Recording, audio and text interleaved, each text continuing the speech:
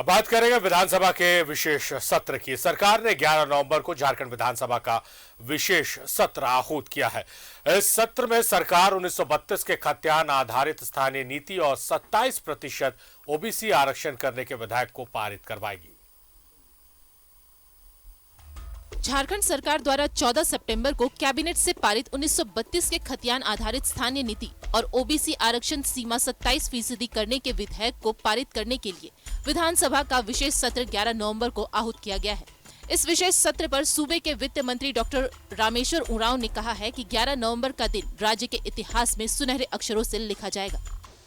11 नवंबर जब ये दोनों बिल आएंगे तो बहुत बड़ा दिन होगा, बहुत ऐतिहासिक होगा। लोग आने वाले दिनों में इसको याद करेंगे। इस दिन विधानसभा झारखंड ने इन कानूनों, इन बिल को लाया था, तो बहुत बड़ा होगा। लोग चाहते थे, ओबीसी के लोगों की मांग थी कि 14 नहीं, उनको 27% रिजर्वेशन देना चाहिए, जो हम लोग करने जा रहे हैं। वहीं इस एक दिवसीय विशेष सत्र पर सत्तारूढ़ जेएमएम का कहना है कि ये दिन वादा पूरा करने वाला दिन होगा। जेएमएम विधायक सरफराज अहमद ने कहा कि ओबीसी आरक्षण सीमा बढ़ाने और 1932 के खतियान आधारित स्थानीय नीति लागू करने की पुरानी मांग को सदन अपनी सहमति इस दिन देगा। बड़ा दिन है, बहुत पुरानी मांग यहाँ के लोगों की, और बिल्कुल 1932 खतियान और ओबीसी का रिजर्वेशन के लिए काफ़ी बातें हुई हैं, चर्चा हुई है, सब लोगों ने मांग किया है। और 11 नवंबर को आ रहा है बिल, निश्चित रूप से ये बिल झारखंड विधानसभा से पास होगा। वहीं सत्ता पक्ष के दावों के बीच मुख्य विपक्षी दल बीजेपी ने विशेष सत्र के बहाने सरकार पर निशाना साधा है। बीजेपी के मुख्य सचेतक विरंची नारायण ने कहा कि सरकार ईडी के पर्दाफाश से डरी हुई है, इसलिए चेहरा बचाने के लिए विशेष सत्र बुला रही है। जो सत्र आहूत किया है सरकार ने, वो भय से किया है। उनको ऐसा लग रहा है कि मुख्यमंत्री की कुर्सी जाने वाली है, तो समाज में एक संदेश देना चाहते हैं, एक मैसेज देना चाहते हैं। लेकिन बकरे की अम्मा कब तक खैर मनाएगी? जिस प्रकार के दस्तावेज पंकज मिश्रा के घर में मिले हैं और जिसको लेकर ईडी संजीदा है, ईडी ने नोटिस किया मुख्यमंत्री जी के ऊपर, तो ये जो भी कवायद हो रही है सब ईडी के डर से हो रही है। 11 नवंबर 2020 को सरकार ने विधानसभा का विशेष सत्र बुलाकर सरना धर्म कोड का प्रस्ताव पारित कर केंद्र को भेजा था।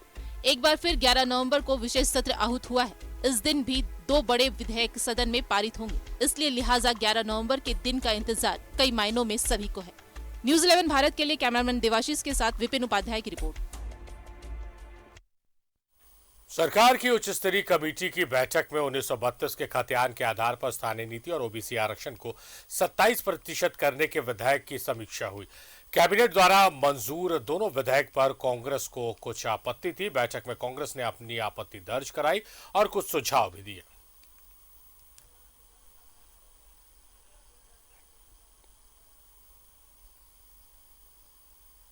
प्रारूप बनाए बिल का, उसी को एक हम लोगों ने देखने का प्रयास किया है और उसमें हम लोगों ने मुहर लगाई है कि जो बिल बना है वो सही है। थोड़ी बहुत जो लोग छूटे हुए थे उसमें हम लोगों ने प्रयास किया है उसको जोड़ा जाए, जैसे प्रिमिटिव ट्राइब वगैरह, नोमैडिक वगैरह, वैसे लोगों को जोड़ने का, या वन ग्राम में जो रहने वाले लोगों को जिसको पट्टा नहीं है वैसे लोगों को। ये जो विधेयक पास होने वाला है उसके ऊपर चर्चा हुआ। कुछ संशोधन के लिए हम लोगों ने अपना प्रस्ताव रखा है जो बहुत ज़रूरी है संशोधित होना, और इस पे चाहे ओबीसी आरक्षण से संबंधित हो, उसमें भी कुछ ऐसे लाइन लिखे गए हैं, कुछ चीज़ें हैं जो हम लोगों ने आपत्ति जताई है। और बाकी 1932 में भी कुछ 1-2 संशोधित मामले को हम लोगों की तरफ से दिया गया है, जिसको हम लोगों ने आगे बढ़ाने का काम किया है। उसको उस पर बिल्कुल कंसिडर किया जाएगा। खासकर कोल्हान के तीनों जिला और बहुत सारे अन्य जिलों में भी इसका नुकसान लोगों को जो होने की संभावनाएं हैं, उससे हमने पहले भी अवगत कराया था सरकार को। अभी भी हमने इस बात को रखा, कोल्हान वासियों का जो 1932 के बाद जिसके पास खतियान रहते हुए भी पूर्व में उसका कोई रिकॉर्ड नहीं है, वैसे लोगों को मैंने सुझाव दिया है। अब सुझाव पर कितने अमल सरकार करती है तो सरकार के ऊपर में